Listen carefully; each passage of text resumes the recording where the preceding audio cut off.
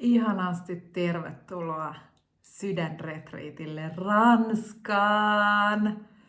Mä oon tästä niin innoissani. Me päästään aivan mielettömän ihanaan paikkaan, Happy Hamletiin, nauttimaan elämästä, siitä ihanasta ympäristöstä, omasta retriittikuplasta, luonnosta ja tietenkin erittäin tärkeistä aistinautinnoista, kuten superhyvästä ruuasta ja juomasta, joita me saadaan nauttia pitkillä dinnereillä, kesäillan pimetessä kaskaiden säksättäessä taustalla. Ja sitten me saadaan nauttia siitä ryhmän mielettömästä voimasta ja siitä kaikesta transformatiivisesta, supervoimauttavasta, rakkaudellisesta, minkä äärellä me saadaan yhdessä olla.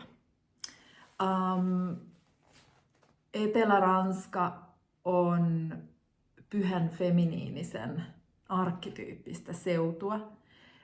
Ja sen äärelle mä sut kutsun, sun oman sydämen äärelle, muistamaan, mikä sulle on totta, miksi sä oot täällä, mikä on olennaisinta, että sä oot arvokas, kallisarvoinen, sun elämä on arvokasta. Sulla on todennäköisesti jotain sielullisia taipumuksia, mitä sä oot tähän elämään tullut toteuttamaan. Ja kaikki se saattaa jäädä sinne arjen ja elämän ja haavojen ja sörsseleiden ja ihmissuhteiden ja kaiken sinne koetun elämän jalkoihin. Ja se on fine. Niin käy meille kaikille välillä. Mutta se, minkä äärellä mä sut kutsun, on muistamaan sitä, että miksi sä oot käynyt tällaisia kokemuksia läpi, löytämään sitä viisautta, ammentamaan sun matkalle eteenpäin ja kulkemaan kohti sitä, valitsemaan ja kulkemaan kohti sitä, mihin sun sydän kutsuu, uskaltautuu siihen rehellisyyden äärelle ja saamaan työkaluja siihen, että miten sun elämä voi olla rakkaudellisempaa itses kanssa ja sitten tietenkin myös muiden ihmisten kanssa. Ja totta kai siellä on hirveästi tekemistä sen kanssa, että meidän yhteys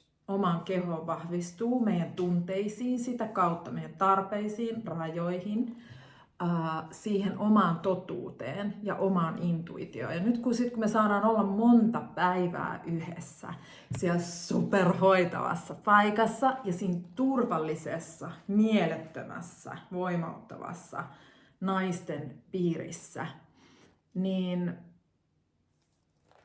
siis se vaikutus, se transformoiva vaikutus voi olla ihan mielettömän iso. Ja jos sun sydämessä kutsu käy, niin sä oot niin rakkaasti, lämpimästi tervetullut. Vaikka me ei oltaisi tavattu aikaisemmin, vaikka sä et olisi ikinä ollut yhtään millään retriitillä, sillä ei ole mitään väliä, tuu jos sun sydäntä kutsuu. Mun duunin ydin on se suhde, joka meillä on itseemme, koska se määrittää meidän elämää kaikkein eniten. Ja mun sellainen oma sielullinen jutska on opettaa sitä itsensä rakastamisen hommelia. Mitä kaikkea se on tässä räkäisessä ihmisyydessä ja kaikessa ihanuudessa, niin toisillekin, koska se on myös mulle ollut tie siihen syvään yhteyteen itteni kanssa.